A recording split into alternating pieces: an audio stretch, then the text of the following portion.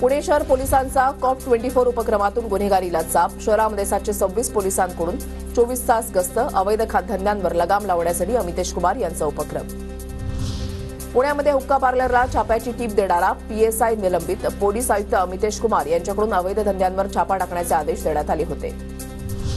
गोंदिया इंदूर सेवेचं लवकरच take off. मार्चमध्ये सेवा सुरू होण्याची शक्यता. यासाठी आता DGC अनुकूल. जिल्ह्यामधील प्रवाशांना विमान सेवेची प्रतीक्षा. नाशिकच्या मनमाडमधील रापली रेल्वे अंडरपासची दुरवस्था. मोठे खड्डे पडल्यानं वाहन चालकांची कसरत. वारंवार तक्रार करूनही रेल्वे प्रशासनाचं दुर्लक्ष. नागपुरात अनियंत्रित कार पदपथावरील भाजी दुकानामध्ये शिरली. सुदैवानं कुणीही जखमी नाही. कार आणि भाजीच्या दुकानाचं मोठं नुकसान. वाहन चालक पोलिसांच्या ताब्यात.